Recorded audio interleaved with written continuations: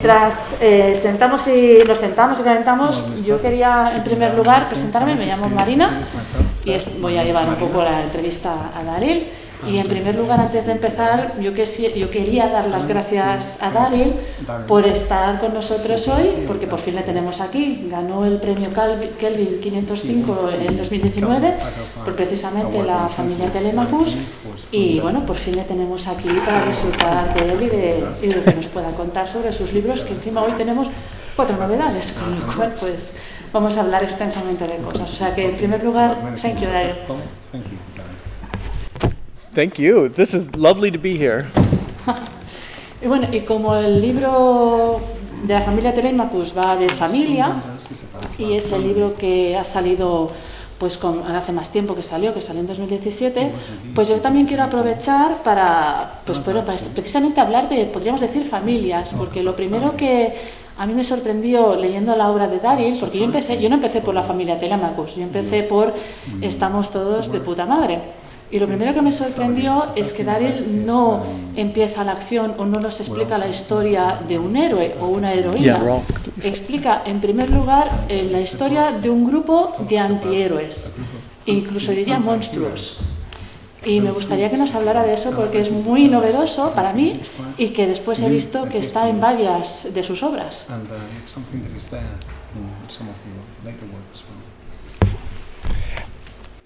First of all, I have to say that if I say something hilarious and you don't laugh, it's Diego's fault. Oh, that was good practice.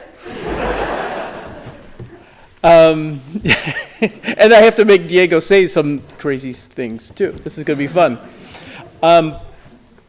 Yeah, I can't get away from family in my books. So I write lots of different genres and I keep changing topic. It's sort of a attention deficit disorder problem, and that I can't seem to write a series. But I, in every single book, the book doesn't work for me unless I figure out what the emotional heart is. And for me, that always comes back to family. And I'm very sentimental about family and children. Unlike many writers that you may have met, I actually had a happy childhood. It didn't cause, I'm not writing out of deep pain. But I do often write out of fear, in that fear of being a bad parent or fear of losing connection. So you'll see a lot of the people in my book struggle to connect. And so, yes, Stony Mayhall is about a family. The Familia Telemachus, obviously a family. And in We're All Completely Fine, it's a family that comes together through group therapy. And so I was awfully glad to find that the person who wrote the introduction is a psychologist and group therapist, just like people in my family. So I know lots of psychologists. So. Muy bien, para empezar, deciros que si digo algo divertido y no os reís, la culpa es de Diego. Para seguir, pues que lanzaremos unas cuantas locuras a lo largo de esta charla, y efectivamente, ya respondiendo a la pregunta, la familia es verdad que es el punto de partida de muchos de mis libros, está presente en buena parte de ellos. Trato de escribir de temas muy diferentes, en distintos géneros, pero soy incapaz de ceñirme a una sola serie o de crear una serie de libros. Quizás sea porque tengo algo de TDAH o no lo sé. El caso es que soy incapaz de centrar la atención en ese sentido. Para mí, un libro no funciona si no sé qué es lo que se encuentra en su núcleo emocional, en su corazón. Necesito entender el núcleo del libro y para mí ese núcleo muchas veces es la familia. A diferencia de muchos escritores que quizás conozcáis, yo tuve una infancia feliz. Yo no vengo de una familia disfuncional ni nada por el estilo, tuve una infancia feliz y no escribo para purgar un dolor profundo ni nada por el estilo, pero sí escribo a causa del miedo, el miedo que tengo a ser un mal padre o a perder la conexión, a perder el contacto. Y por eso los personajes de mis obras tienen muchos problemas para mantener el contacto, para mantenerse siendo parte de una familia. En Los hijos de Stony Mayhew hay una familia, en la familia Telémaco el propio título lo dice ya. Estamos todos de puta madre, también hay una familia que se crea en un grupo de gente que acude a terapia. Y me encanta, por cierto, que en el caso de Estamos todos de puta madre, en la introducción la haya escrito alguien que es una profesional de la psicología y de la terapia de grupo. Yo tengo unos cuantos psicólogos en la familia y conozco a bastantes, además. De hecho, yo quería darle las gracias, ya que estamos, porque sus libros explican muy bien lo que es una terapia de grupo y lo que es pues, todos los procesos psicológicos. Están muy bien explicados y creo que tiene un mérito extra porque lo ha integrado bien en unos personajes complejos, dentro de una acción pues rápida y que ocurren muchísimas cosas a estos personajes. Entonces, eso no es fácil. Entonces, le quería dar las gracias. You what? How you did it? ¿Cómo lo has hecho? ¿Cómo se hace How esto? have you done that? How have you integrated therapy into... My ex-wife is a psychologist and has done group therapy, and so she helped me a lot in that book. And she basically gave me the American Bible on group therapy and gave me videos to watch of videos that they use to teach students how to do group therapy. And so they're not real patients. A lot of times they're actors or students pretending to be patients. But to demonstrate all the processes of group therapy. And what I was really interested in is that in that book, the group is the hero. Every chapter starts with we, and then it switches into the point of view of one member of the group. But really, the group saves itself. And that was something I learned about group therapy, is that it's really about the process happening between the patients, talking to each other and forming relationships.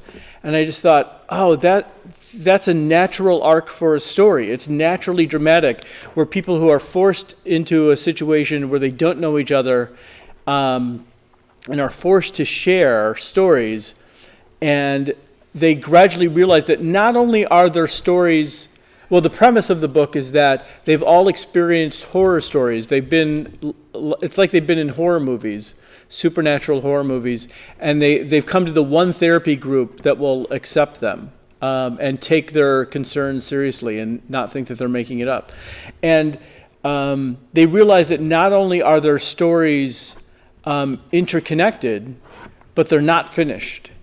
And they have more work to do as the group. And then that was the story I wanted to tell. So knowing that I wanted that structure, I could engineer every chapter as a therapy session and have people break the rules of therapy and then apologize and come back again. It was a lot of fun. And I would just say, if you want to write these kind of books, it really helps to marry a psychologist. I mean, writing is a crazy business anyways, so I found that really helpful. So.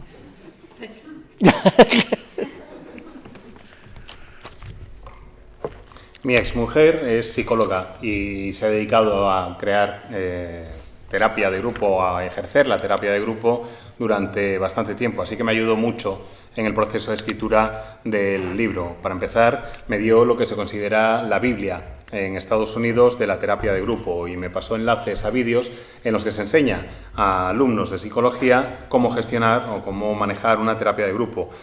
Por cierto, que se hace eso utilizando actores, no pacientes de verdad. Y todo esto me sirvió para conocer cuáles son los procesos de la terapia de grupo. A mí lo que me interesaba del libro, cuando me puse a escribirlo, es que en realidad el héroe o el protagonista es el grupo. Todos los capítulos empiezan con la palabra nosotros. Y a partir de ahí se cuenta la historia desde el punto de vista de un personaje. Y el grupo llega a sanarse solo si se sana a sí mismo, llega a curarse solo si se cura a sí mismo. Me parecía realmente muy interesante el ver ese fenómeno en práctica, porque es verdad que una terapia de grupo solo llega a buen puerto si todo el grupo, si los pacientes empiezan a entablar relaciones entre sí y a escucharse unos a otros y a crecer juntos. Yo ahí vi un arco argumental de manera natural. Son desconocidos que se ven obligados a compartir historias con otra gente y que gradualmente van compartiendo no solo sus historias, sino más. En el caso de Estamos todos de puta madre, se trata de una terapia de grupo de gente que ha vivido experiencias paranormales o aterradoras o sobrenaturales. Y ese grupo al que pertenecen es el único grupo de terapia que se los toma en serio, que se cree lo que les ha ocurrido y que no los desprecia diciéndole que son cosas que se han imaginado. Y todo eso va creando una serie de interconexiones que no se acaban realmente. Queda siempre mucho trabajo como grupo, pero realmente lo que quería era, con esa estructura que os acabo de describir, poder ir haciendo cada capítulo como si fuera una sesión de la terapia y luego ir rompiendo las reglas básicas de la terapia de grupo y hacer que luego se disculparan y demás. En fin, que si queréis escribir un libro semejante a este, va bien lo de casaros con un psicólogo o una psicóloga. Y a fin de cuentas, esto de escribir es un poco una locura, o sea que, mira. Como estamos en un festival de géneros fantásticos, quiero hablar de géneros fantásticos.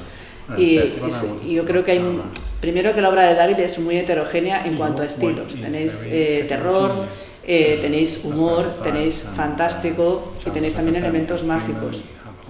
También tenéis superpoderes y sobre todo me interesa hablar de lo que son los monstruos, porque en la obra de David por lo general hay muchos monstruos, tanto reales, directos. Stony Mayhall es la historia de un zombie que sobrevive a un holocausto, a una epidemia de zombies, pero también hay monstruos no tan evidentes y también que son monstruosos para la sociedad. Entonces, casi todos los personajes son monstruosos en algún aspecto. Entonces me gustaría que nos hablaran por qué esa inquietud en hablar tanto de monstruos y nunca de héroes y heroínas.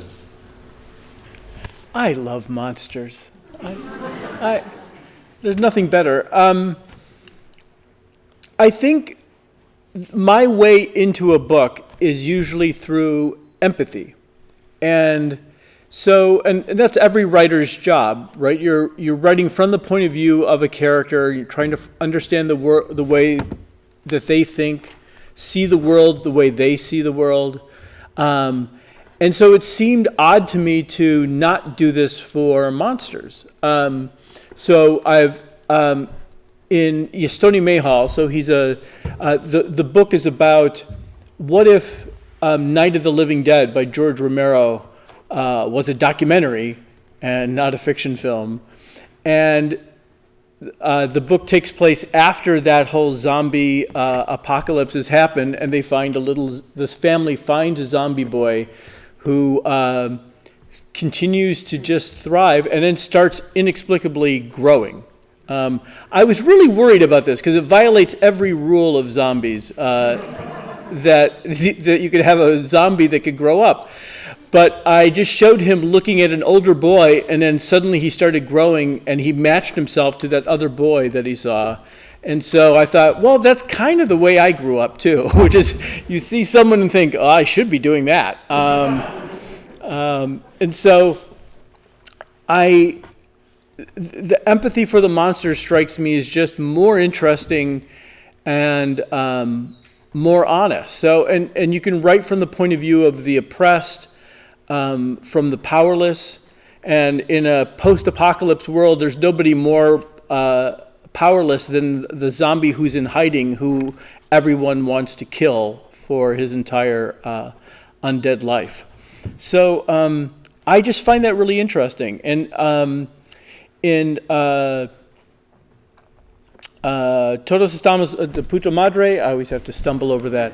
By the way, my friends in Colombia said, you named the book De Puta Madre? And I said, they tell me in Spain it's fine. Like, you should check on that. But yeah, so I don't know how this is selling in Colombia. Probably has violated some laws. But in that book, all of them are people who feel like monsters, who feel like they're the survivors at the end of the story. They're the final girls and final boys of the stories, and they deal with survivor's guilt. Why are they still surviving, and what did they do something to ensure their survival that makes them feel guilty? And so that comes out in the therapy. I just find that more interesting. So most of my writing is about trying to keep myself entertained, and so that's why I keep going into the monster's point of view.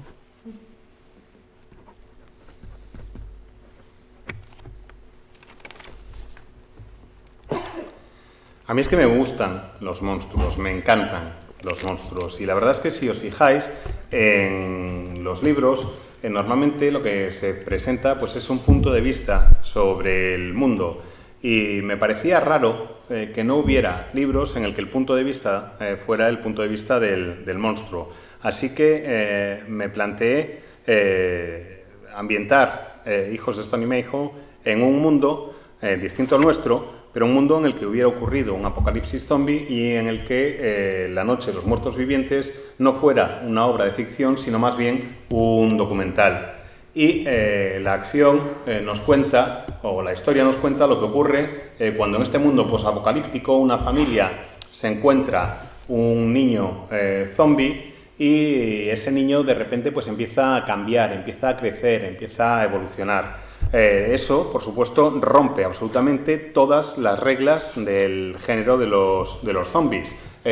Haces que el personaje evolucione y que encima crezca. Y esa es una de las cuestiones que me tuve que plantear. ¿Cómo iba a lograr yo, cómo iba a hacer yo que el personaje creciera? Decidí que lo que iba a hacer era, bueno, pues el niño zombie veía a un niño algo mayor que hacía algo y de repente decía, voy a hacer lo mismo, y se convertía en un niño de esa edad, que básicamente es como crecí yo, por otra parte. O sea, yo veía a alguien haciendo algo y digo, pues yo también tengo que hacerlo. Y así es como fui creciendo. Me interesa que haya empatía, me interesa que haya la oportunidad de interesarte, de preocuparte por el otro. Creo que como escritor tenemos la obligación, como escritores, tenemos la obligación de adoptar el punto de vista del oprimido, del que no tiene poderes. Y en un mundo posapocalíptico como el mío, no hay nadie más desvalido, no hay nadie con menos poder que un niño zombie al que todo el mundo quiere cargarse a lo largo de toda su vida de no muerto. Realmente me parecía que era una forma de presentar a un personaje desvalido. Y en cuanto que, por cierto, iba a hablar de Estamos todos de puta madre, pero tengo unos amigos en Colombia que me han dicho, ¿pero en serio? ¿Un título con de puta madre? Y yo les dije, pues oye, a mí me han dicho que en España no pasa nada y que sin problemas. Y me contestaron mis amigos, oye, yo de ti igual comprobaba que fuera cierto. El caso es que no sé cómo se venderá Estamos todos de puta madre en Colombia. Seguramente se ha quebrantado alguna ley ya simplemente con el título, pero es lo que hay. Y a lo que iba, en el contenido del libro, los monstruos en cierta forma se sienten como monstruos en cierta forma los participantes en esta terapia de grupo, porque han sobrevivido. Son lo que se conoce como el último chico, la última chica, el superviviente final de una historia en la que van cayendo el resto. Y arrastran todos la culpa del superviviente. Se plantean constantemente si han hecho algo para garantizar su supervivencia, por qué ellos sí y otros no. Y eso les genera un sentimiento de culpa. Buscan la terapia para poder encontrar la solución a esas cuestiones. Y para mí lo de escribir acerca del grupo me sirvió para poder entenderlos y para poder adoptar algo que me gusta mucho, que es el punto de vista del monstruo. Otra cosa que también yo he visto, también por norma general en los libros que me he leído y que me parece genial, es que precisamente por eso el inicio del libro no es estrictamente el inicio de la historia, sino que generalmente han pasado muchas cosas antes de la narración. Y es precisamente lo que ocurre, ¿no? Lo gracioso, que a los personajes están como enfrentando las consecuencias de todo lo que ha ocurrido anteriormente. De hecho, estamos todos de puta madre, después hablaremos de After Party, ¿eh? Pero estamos todos de puta madre precisamente es una terapia de grupo, y no insisto más, de Final Girls, o sea, de gente que ha sobrevivido a verdaderas perrerías. Entonces quería preguntarle, por eso, si lo hace expresamente esto de dejarnos con que han pasado siempre muchas cosas y nos tenemos que ir enterando a lo largo del libro, o es que realmente pues que no sabe por dónde empezar porque tiene ahí un universo brutal y que prefiere empezar por ahí porque han pasado cosas. Why do I do that? It is about finding the after effects to be as interesting or more interesting than the actual story before. It's just that there are so many other novels you could read where they will tell you everything that happens during the zombie attack. But I'm really interested in what happens after the credits roll, after the last page is over. Like, well, what do they do with their lives now? And so that's how Stony Mayhall came about. That's how We're All Completely Fine came about. Is that, well, surely anybody who survived a horror story would need a lot of therapy. And I like this effect of... how many people are writers in the audience? You write your own fiction? Yeah, okay. Here's a trick. If you set the story after some big event, that big event is the premise. So the reader has to believe it. You don't have to convince them. It is a fact of the story before you even start. So it's your ticket into the story, saying, look, I just start Stony saying there was a zombie attack and this is the last survivor of that zombie attack. And now the reader has to decide, am I in or am I out? And so they believe, well, it feels to me that it's more believable to say, look, everything was very complicated back then. There's a lot of things I have to tell you, but that's in the past, and perhaps the main characters aren't dealing with it very well. And so their job in the story is to come to terms with it. And I love that effect of saying, look, you've already read 14 zombie novels, so let's skip that. Let's start with what happens afterward. And I just like the effect that it has on the reader. And I'm just more interested in the drama between characters after those big events. So After Party takes place 10 years after a major event. You know, the therapy group all obviously takes place after therapy. And even in Spoonbenders, in the Telemachus family, their big success was 10 years before. And now their mother is dead and they've grown up and they're learning how to struggle through life. And there could have been an entire other novel about them 10 years in the past. But I like the fact that you have to imagine what that novel is.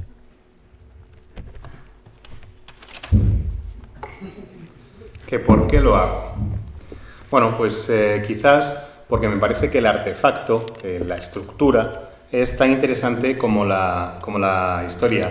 Y me gusta el presentar la historia desde ese tipo de territorio, después de los hechos. Me gusta que la estructura sea después de una serie de hechos que ya han sucedido.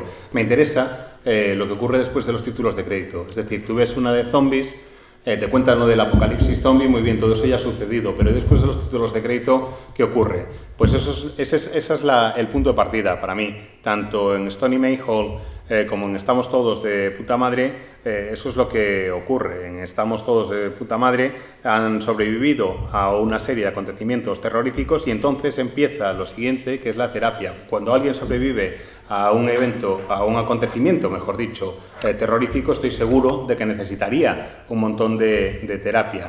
Y eso es lo que trato de hacer como escritor. Es una especie de truco. Yo no sé cuántos escritores hay en la sala, pero os voy a dar un pequeño truco. Y es que si ambientas tu novela después de un gran acontecimiento, sea del tipo que sea, ya tienes la premisa de entrada, ya tienes el cómo meter al lector en la historia y no tienes que explicar esa premisa, basta con que hagas alguna referencia. En el caso de Stony Mayhall, por ejemplo, lo que se dice al principio es que ha habido un apocalipsis, un ataque zombie, que luego la humanidad ha acabado con ellos y que solo queda uno, que es el protagonista. Y a partir de ahí, a partir de esa premisa, el lector o la lectora tiene que decir si entra o no entra en la historia, si entra o no entra en el juego. Yo tengo la sensación de que si les convences de eso, es más fácil que luego se crean lo que ocurre a continuación.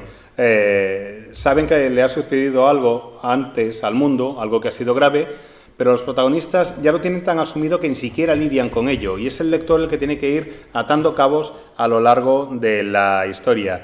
Tienes que asumir en una novela como la de Stony Mayhall que el lector ya se ha leído 14 novelas de zombies antes y dices, bueno, venga, vale, vamos a dejar eso de lado, esta también es de zombies, pero vamos a hacer una cosa distinta. Y ese es un efecto que me gusta provocar en los lectores. En el caso de After Party hay también un acontecimiento dramático, lo he utilizado asimismo a la hora de crear la historia. Estamos todos de puta madre, ya os lo he dicho, lo de la terapia después de sobrevivir a un acontecimiento realmente traumático. Y hasta en el caso de la extraordinaria familia Telemachus, llevan hace 10 años que su mejor momento fue 10 años antes de la acción de la novela. La madre de la familia ha muerto, todos los miembros de la familia tienen que lidiar con esa pérdida y seguir adelante.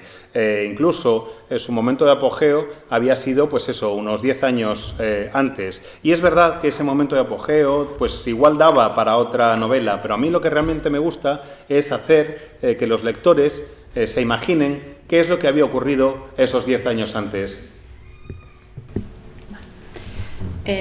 Siguiendo hablando de, digamos, de tópicos del género, yo también quería hablar un poco de las referencias que tiene. Yo al menos he podido identificar Lovecraft, Philip K. Dick, sobre todo en After Party, pero después nos podemos encontrar Kill Bill, él mismo referencia un montón, hay muchísimos huevos de Pascua a lo largo de todos sus libros, desde Harry Potter, Aliens, Star Wars, lo tenemos de todo, ¿no?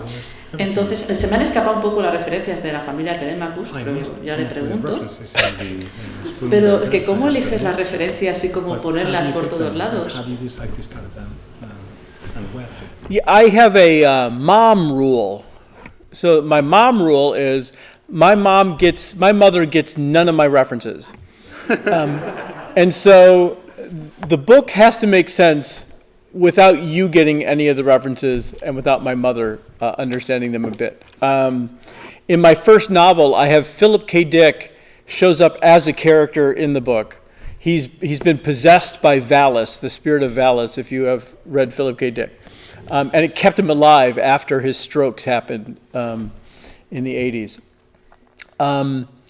But one of the things I really like doing is I write usually about the current day with one or two things changed, or maybe the past has changed. But it's set in the current day because I like my characters to have read all the books that I've read and seen all the same movies.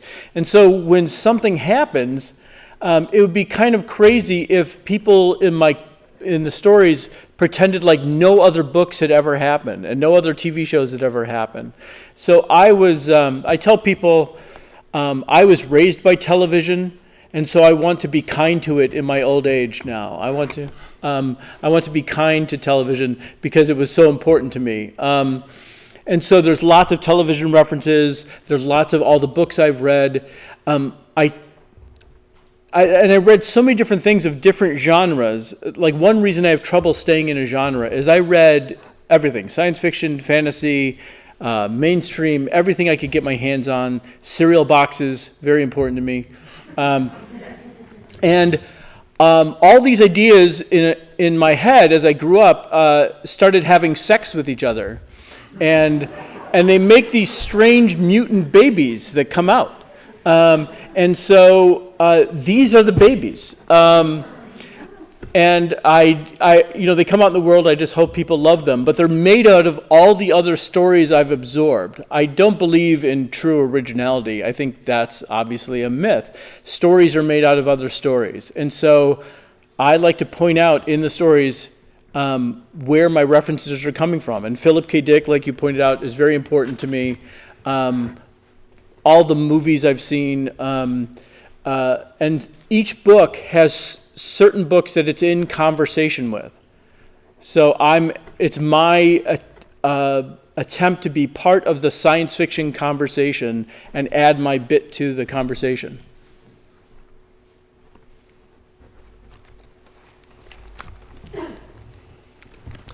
Yo tengo para todas mis novelas la regla de mi madre. Y la regla de mi madre significa que mi madre no puede pillar ni una sola de las referencias. Y que a pesar de eso, la novela tiene que funcionar, porque es que a la mujer le pasan por encima las referencias y a pesar de ello tiene que funcionar la historia como tal. Efectivamente, en una de mis novelas, Philip K. Dick aparece como personaje, Valis, tras su muerte, le mantiene con vida después de las embolias que le dieron en los años 80 a Dick.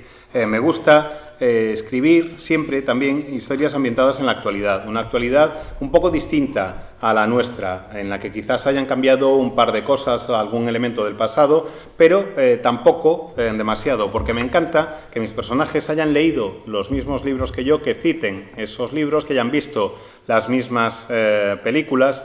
Me parecería muy raro escribir sobre la actualidad y que los personajes no hicieran referencia a alguna película o algún libro. Eso se me hace extrañísimo, como si no hubiera existido nada antes. Y a mí me educó la tele.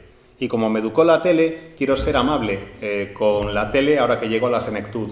Me gustaría ser amable con quien me crió.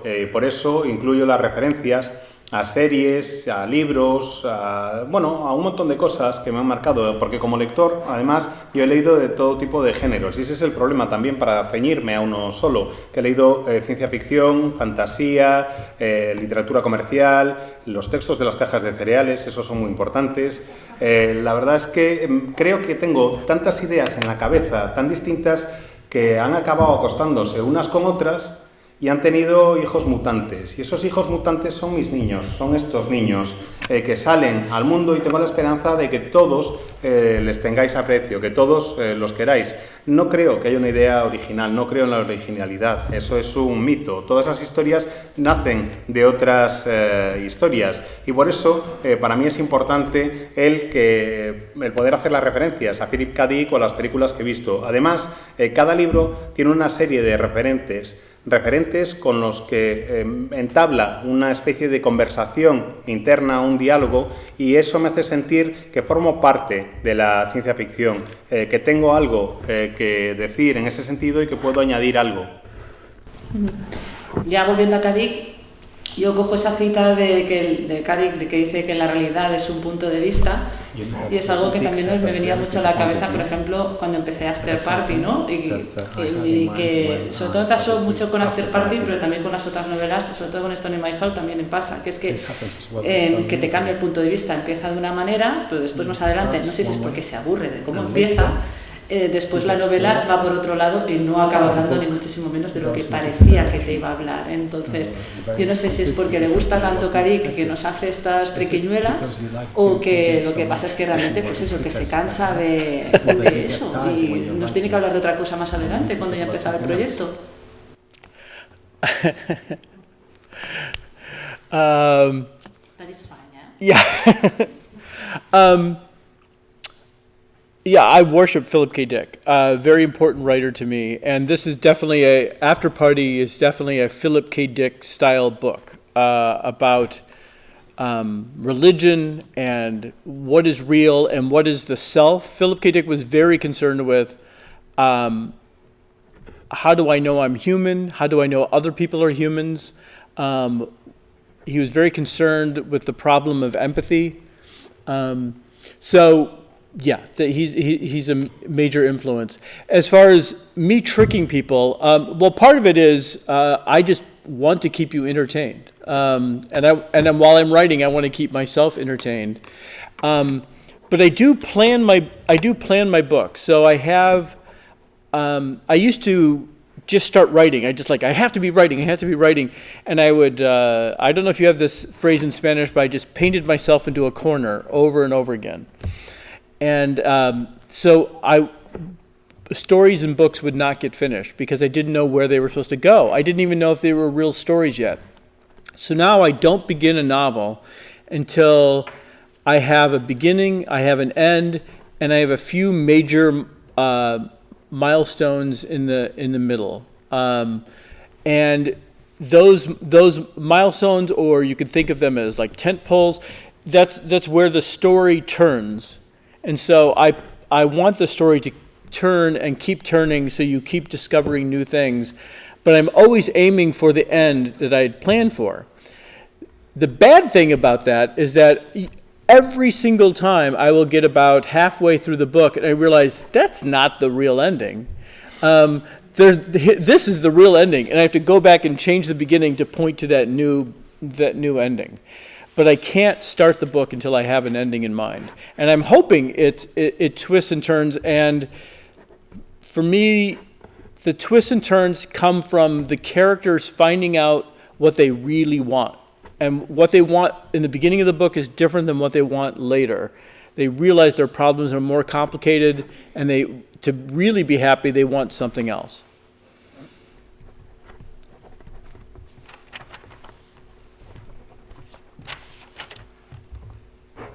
Adoro a Philip K. Dick.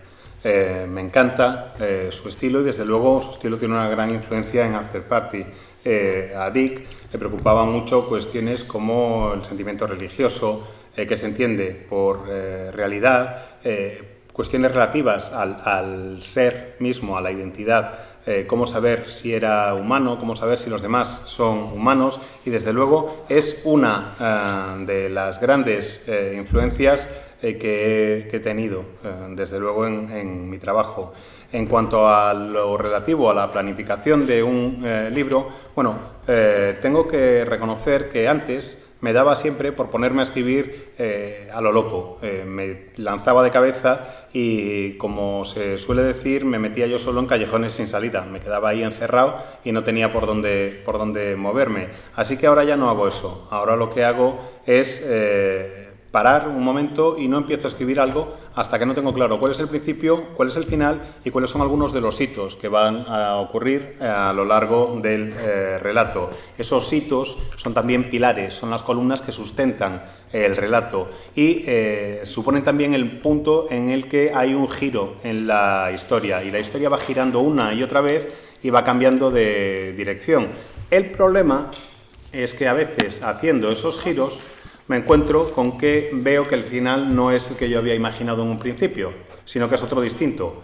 Y ya llevo medio libro y tengo que volver al principio, corregir el tiro para que el inicio de la historia ahora apunte hacia esa nueva dirección, a ese nuevo final al que estamos encaminados. Pero la cuestión es que no puedo ponerme a escribir un libro hasta que sé cuál es el final. Además, los giros vienen dados muchas veces por los deseos de los personajes. Los personajes tienen que saber lo que quieren y yo tengo que saber lo que quieren los personajes. Y lo que quieren los personajes muchas veces no es lo mismo al principio de la historia que cuando llegamos al punto medio, que cuando llegamos a la mitad. Muchas veces los personajes creen que quieren una cosa y en realidad quieren o necesitan otra para ser felices. Una cosa que yo también agradezco mucho, sobre todo como lectora, es lo ágil que es la lectura, porque hay mucho contenido, pasan muchas cosas, pero está estructurado casi siempre en capítulos cortos y casi todo lo que ocurre está basado o explicado por los diálogos de los personajes, de manera que no es muy explícito, o enteramente explícito con largas descripciones y con cosas como muy pesadas. Entonces, quería decirles, si, claro, en esto que nos está explicando de cómo estructura la historia, yo no quiero pensarla de veces que debe redefinir los diálogos. Y como how you did You it structure again. the story. I can't imagine how many times you have drafted and redrafted that. Thank you, gracias. My process is, every writer has their own process, and when other writers hear about it, every other writer's process sounds terrible. And my process is, I'm a recursive writer. So I write the first chapter, I rewrite the first chapter. I write the second chapter, I rewrite chapter 1 and 2, and I proceed like that. So by the time the book is finished, the earliest chapters have been rewritten many, many times. And then, of course, like when I change the ending, I go back and rewrite everything else again. I don't recommend this method to anybody. This to some people sounds like torture, that you may never get finished because you would keep changing your mind. And books can take a long time. But for me, working on the sentences to get them as good as I can helps me see more clearly. So some writers can write really rough drafts, right, where they just sketch things in. But I really keep polishing the sentences as I go, because I'm terrified that if I see a bad sentence and don't fix it immediately, I'll forget about it and someone else will read it and it'll be a terrible sentence. So that's my process. But I do have to say, you're reading the work of my co-writers. So the translators are the co-writers of the book. They're the ones who are making it work in Spanish. They're the ones making it work in the other languages. And I'm so thankful for them. So yeah, Christina, Queen of Celsius, is the translator of Stony. And I got to meet, I'll butcher his last name, Carlos Abreu? Carlos Abreu Saburit. Abreu, okay, thank you. What he said. Compañero mío de la facultad. I'm just so thankful for the work that they do, because they're making it come alive. I could have wonderful sentences, and you might read the translation and think, Daryl's a terrible writer. So I really appreciate them. Pues la verdad es que, en primer lugar, muchas gracias. Trato de seguir mi proceso de escritura porque es el que me funciona, y ya veréis, si habláis con otros escritores, que cada escritor tiene su propio proceso, y cuando oyes el proceso de un colega te parece que no sirve de nada, que lo único bueno es el tuyo. Yo soy un escritor que diría es repetitivo o recurrente, si queréis, porque cuando escribo el primer capítulo y lo acabo, luego vuelvo al primer capítulo y lo reescribo. Cuando escribo el segundo capítulo, vuelvo al primer capítulo y reescribo el primero y el segundo, y así sucesivamente hasta acabar la novela. Es todo una reescritura constante, y reconozco que puede ser una tortura para alguna gente, pero es el proceso que a mí me funciona, y no le recomiendo a nadie más que lo haga. Además es una tortura, como digo, porque tienes la sensación de que no vas a acabar nunca el libro. Lo que ocurre es que para mí, a la hora de trabajar, lo que yo necesito es que cada frase sea la mejor frase posible que yo puedo escribir, y me ayuda el saber que voy, me ayuda esta reescritura para saber que voy por el buen camino. Hay algunos escritores que simplemente se sientan, se ponen a escribir, hacen un borrador así muy sin pulir, digamos, y eso les basta. Y luego ya van corrigiendo y añadiendo y puliendo y lo que sea. A mí no me vale eso. Yo necesito ir frase a frase, porque me da la sensación de que si me encuentro con una frase que no me gusta o que está mal y la dejo, luego me voy a olvidar de que está ahí. Y va a llegar alguien y la va a leer y va a decir, mira qué frase más mala. Y es algo que yo no sabría gestionar, no me gusta. El proceso para mí es, pues intentar que todo esto sea reescribiendo y haciéndolo. Y por cierto, me gustaría decir también una cosa más, y es que si podéis leer estos libros es gracias a mis coescritores, a los traductores, que son los que le dan vida, tanto en castellano como en otros idiomas, a mi obra. Tenemos, por ejemplo, Vida y Milagros de Stony Mayhall, traducido por la reina del Celsius, que es Cristina Macía. Tenemos La familia Telemachus, que lo tradujo Carlos Andreu Saburit. Y les estoy muy agradecido por su trabajo. Si podéis leer esta obra, si os parece que está bien, es gracias al esfuerzo de los traductores, porque por bien que yo lo hubiera hecho, una mala traducción hace que lo leas y digas, qué malo es Gregory. Pues nos faltan 2 minutos. Yo no sé si... Bueno, una pregunta rápida de 30 segundos. Te han comprado los derechos para pasar a adaptar La familia Telemachus en serie, creo. ¿Estás contento con el proceso como está yendo hasta ahora? Into TV series. Are you happy with that? What can you tell us? I'm happy with the money.